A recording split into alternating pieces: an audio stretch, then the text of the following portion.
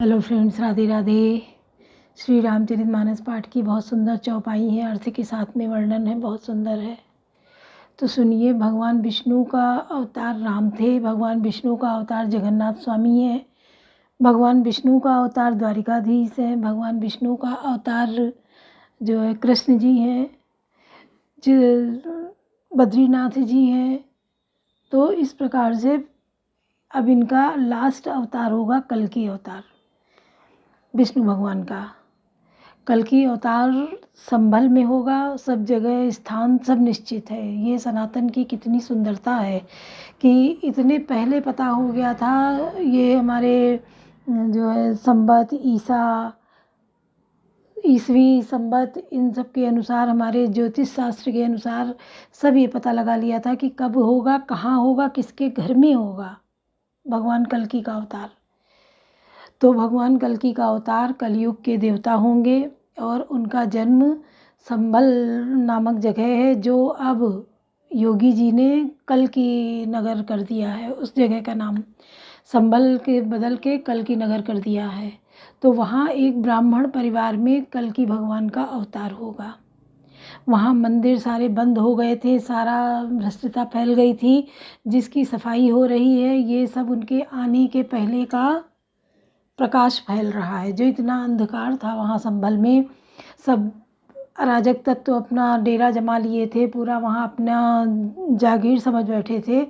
और भगवान को तो वहीं अवतरित होना है, वो तो अपनी जगह आएंगे और वो अपना हिसाब पहले से बनाना शुरू कर दिए हैं कि वहाँ की सारी साफ़ सफाई हो जाएगी, वहाँ मंदिर सारे खुल जाएंगे।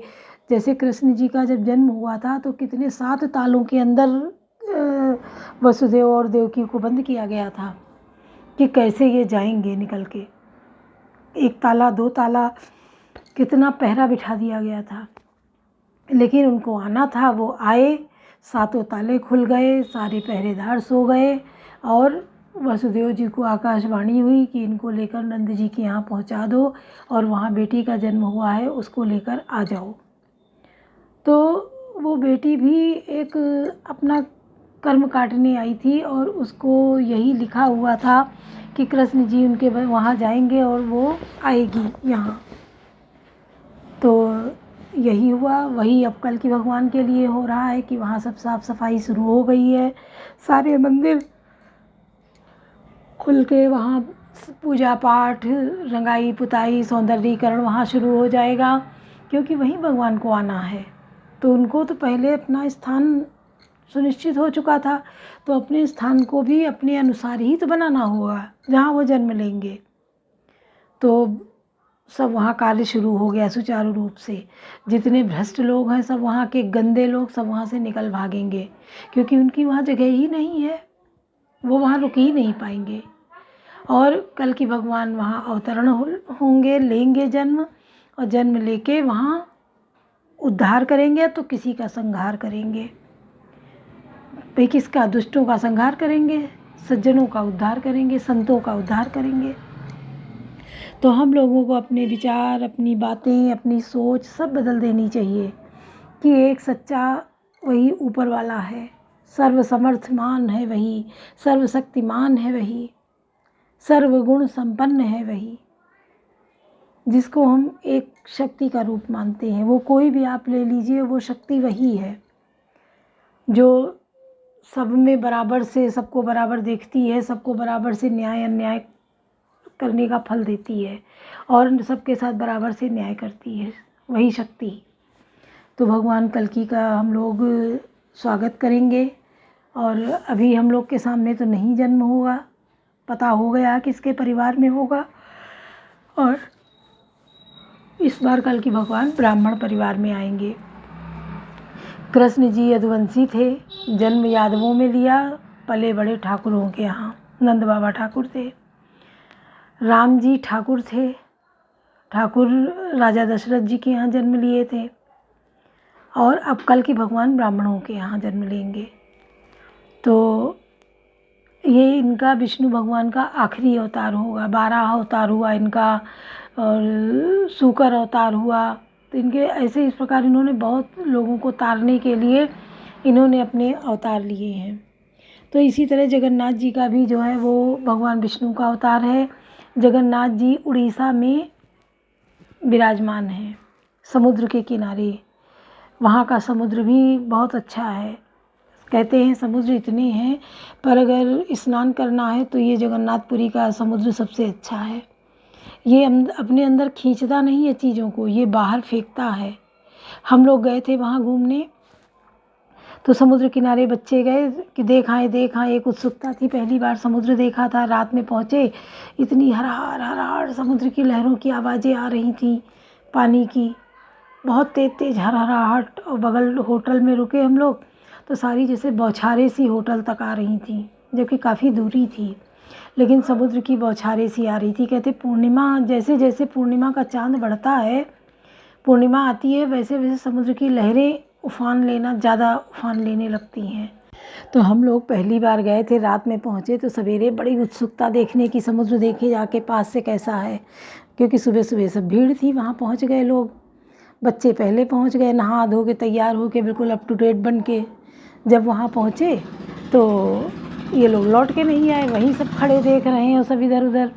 तो हम लोग डांटने गए, बुलाने की, चलो मंदिर चलना है और इन लोग को बुला लाएं। जब हम लोग गए तो देखा ये सब भीगे खड़े हैं, सबके कपड़े गीले हैं। तो इन लोग को डांटना शुरू किया कि मंदिर जाना था, तुम लोग गीले होके फिर से खड़े हो गए हो, फिर नहाना पड़ेगा, ये वो करके। हम लोग खड़े ही थे और पता चला बड़ी वाली लहर आई, हम लोग को भिगा के चली गई। तब ये सब ताली बजा के हंसे, कह लगे यही तो हम लोग के साथ हुआ, हम लोग किनारे खड़े देख रहे थे। होता क्या है समुद्र में, एक बार छोटी लहर आई चली गई, फिर छोटी, उससे बड़ी आई, उससे बड़ी आई, फिर बहुत बड़ी लहर आती है, पीछे तक जाती है। तो उसी में जो है बच्चे भागे, और जब भागे तो चप्पल किसी की छूट गई, किसी की कुछ, तो चप्पल समुद्र में चली गई। अब ये सब के लो चप्पलें भी चली गईं, अब क्या होगा। लेकिन वही हुआ कि फिर लहर आई, फिर जब बड़ी लहर आई तो सबकी चप्पल वापस छोड़ के चली गई। मतलब ये देखो तो भगवान का वो क्या समुद्र की महिमा, कि सबकी चप्पलें वापस भी मिल गईं, सबने अपनी अपनी पहन ली। हम लोग फिर वहीं, हम लोग भी खड़े रहे, मंदिर फिर नहीं गए, समुद्र में देखते रहे। देख के फिर आए, बल्कि नहा लिए समुद्र में, नहा के फिर आए। अच्छा, नहाना क्या है समुद्र में, नहाओ, पानी बहुत भारी है वहाँ का, बहुत पानी भारी है। और जब नहाओ तो वो मोरंग गिट्टी सब कपड़ों में भर जाती है, बड़े कपड़े वजन हो जाते हैं। तो हम लोग नहा के फिर आए, फिर से समुद्र से नहा के और फिर आके होटल में नहाते थे, फिर कपड़े बदलते थे, क्योंकि वो कपड़े पहने ही नहीं जा सकते अगर वहाँ नहा के, क्योंकि शरीर में इतना भारीपन पानी का वो सब हो जाता था। तो फिर सब हम लोग आके नहाए धोए, फिर खाना वाना खाए, फिर शाम में मंदिर गए जगन्नाथ स्वामी के दर्शन करने। तो बहुत बड़ी महिमा है जगन्नाथ जी की। हम लोग वहाँ 8 दिन रुके थे, और जो 8 दिन वहाँ रुके हैं, जो मज़ा आई है हम लोगों को। शाम को समुद्र किनारे जाना, सब दुकानें सजती थी, वहाँ दुकानें सजती थी तो मोती और नग, मूंगा, माणिक, ये सब की दुकानें सजती थी, क्योंकि यही सब समुद्र में पाया जाता था। और वहाँ सीप की बनी हुई चीज़ें बहुत बिक रही थी, उससे जो है समुद्र से ये सब सीप, मूंगा, मोती सब निकलता मिलता है, उसी को सब वहाँ दुकानें खूब सजती हैं, लोग खूब शॉपिंग करते हैं। फिर वहाँ मंदिर जाओ, मंदिर में 4 द्वार हैं, पूरब, पश्चिम, उत्तर, दक्षिण, 4 द्वार हैं जगन्नाथ स्वामी मंदिर के। और इसकी महिमा बहुत बड़ी है। अगले पार्ट में हम मेन जगन्नाथ जी के मंदिर के बारे में बताएंगे कि वहाँ क्या है मंदिर में। तब नीलांचल एक्सप्रेस चलती थी, जो हफ्ते में एक बार जाती थी और वही अगले हफ्ते वापस आती थी। तो हम लोग उसी से गए थे, वही वापस आए थे। अब तो आप 3 दिन में होके आ जाइए, 4 दिन में आ जाइए, तब नहीं था। तब कवन सो काज कठिन जग माही, जो नहीं हुए तात तुम पाई, नाम राम को कलप तरु कलि कल्याण निवास, जो सुमिरत भयोगा भांगते तुलसी तुलसीदास। कवन सो काज कठिन जग माही, जो नहीं हुए तात तुम पाई, कलयुग में राम का नाम कल्पतरु, मनचाहा पदार्थ देने वाला और कल्याण का निवास, मुक्ति का घर है, जिसको स्मरण करने से भांग सा निकृष्ट तुलसीदास तुलसी के समान पवित्र हो गया। चहु जुगती निकालती हूँ लोका भय, राम जप जीव विशोका, भेद पुराण संत मते हूँ, सकल सुकृत फल राम सनेहू। केवल कलयुग की ही बात नहीं है, चारों युगों में, 3 कालों में और तीनों लोकों में नाम को जप कर जीव शोक रहित हुए हैं। वेद पुराण और संतों का मत यही है कि समस्त पुण्यों का फल भी श्री राम जी में या राम नाम में प्रेम होना है। ध्यान प्रथम जुगमक विधि दूजे द्वापर परितोषस प्रभु पूजे कल केवल मल मूल मलीना पाप पयो निधि जन्मन मीना। पहले सत्य युग में ध्यान से, दूसरे त्रेता युग में यज्ञ से और द्वापर में पूजन से भगवान प्रसन्न होते हैं। परंतु कलयुग केवल पाप की जड़ और मलिन है। इसमें मनुष्यों का मन पाप रूपी समुद्र में मछली बना हुआ है, अर्थात पाप से कभी अलग होना ही नहीं चाहता। इससे ध्यान, यज्ञ और पूजन नहीं बन सकते। नाम कलपतर काम कराला सुमिरत समंत कल जकल जाला, राम नाम कले अभिबंधाता हित पर लोक लोक पित माता। ऐसे कराल कलयुग के काल में तो नाम ही कल्प वृक्ष है, जो स्मरण करते ही संसार के सब जंजालों को नाश कर देने वाला है। कलयुग में यह राम नाम मनोवांछित फल देने वाला है। परलोक का परम हितैषी और इस लोक का माता पिता है, अर्थात परलोक में भगवान का परम धाम देता है और इस लोक में माता पिता के समान सब प्रकार से पालन और रक्षण करता है। नहीं कलिकरम न भगत विवेको, राम नाम अवलंबन एको, काल नेमि कल कपट निदानु, नाम सुमति समरथ हनुमानु। कलयुग में न कर्म है, न भक्ति है और न ज्ञान ही है। राम नाम ही एक आधार है। कपट की खान कलयुग रूपी काल नेमि के मारने के लिए राम नाम ही बुद्धिमान और समर्थ श्री हनुमान जी हैं। कवन सो काज कठिन जग माही, जो नहीं होए तात तुम पाही। राम नाम नर केसरी, कनक कशिप कलिकाल, जापक जन प्रहलाद जिमि पाली दल सुरसाल। कवन सो काज कठिन जग माही, जो नहीं होई तात तुम पाई। राम नाम श्री नरसिंह भगवान है। कलयुग हिरण्याकश्यप है और जप करने वाले जन प्रहलाद के समान है। या राम नाम देवताओं के शत्रु कलयुग रूपी दैत्य को मारकर जप करने वालों की रक्षा करेगा। भाई को भाई न आलस हूँ, नाम जपत मंगल दिशि दस हूँ। सुमेर सु राम नाम गुण गाथा करो ना, राघुनाथ ही माता। अच्छे भाव, प्रेम से, बुरे भाव, वैर से, क्रोध से, जो आलस्य से, किसी तरह से भी नाम जपने से 10 दिशाओं में कल्याण होता है। उसी परम कल्याणकारी राम नाम का स्मरण करके और श्री रघुनाथ जी को मस्तक नवाकर मैं श्री राम जी के गुणों का वर्णन करता हूँ। मोर सुधारही सो सब भांति, जासु कृपा नहीं कृपा अगाती, राम सुस्वामी सुसेवक मोसो, निज दिशि देखी पैन दया निधि पोसो। वे श्री राम जी मेरी बिगड़ी सब तरह से सुधार लेंगे, जिनकी कृपा करने से ही नहीं अगाती। राम से उत्तम स्वामी और मुखसरी का बुरा सेवक कितने पर भी उन दयानिधि ने अपनी ओर देखकर मेरा पालन किया है। लोगों वेद सुधाई प्रीति, विनय सुनत पहचानत प्रीति। गनी गरीब ग्राम नर नागर, पंडित मूढ़ मलिन उजागर। लोक और वेद में भी अच्छे स्वामी की यही रीति प्रसिद्ध है कि वह विनय सुनते ही प्रेम को पहचान लेता है। अमीर गरीब, गंवार नगर निवासी, पंडित मूर्ख, बदनाम यशस्वी, सुख विकु कवि निज मति अनुहारी, रपै सराहत सब नर नारी, साधु सुजान सुशील नपाला, ईस अंश भव परम कृपाला।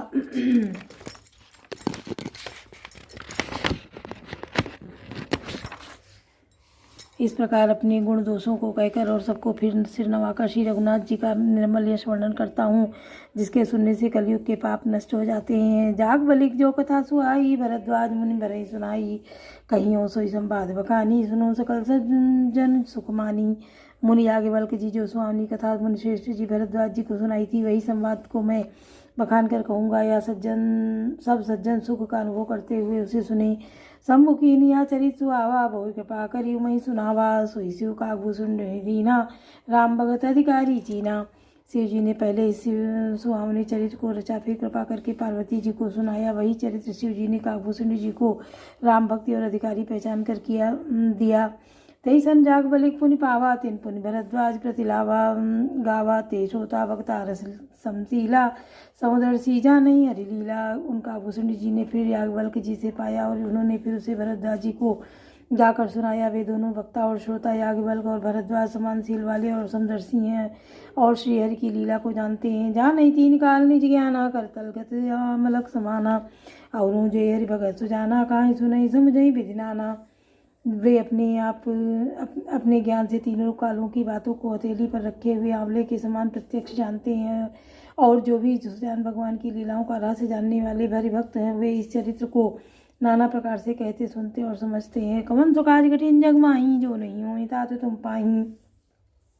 मैं पुन निज गुर सन सुनी कथा, सु कर खेत समुझी नहीं तसी बालपन, तब अति रहो अचेत कवन सो काज कठिन जग माही, जो नहीं हो ता तो तुम पाई। फिर वही कथा मैंने बारात क्षेत्र में अपने गुरु जी से सुनी, परंतु उस समय मैं लड़कपन के कारण बहुत बेसमझ था, जिससे उसको इस प्रकार अच्छी तरह समझा नहीं।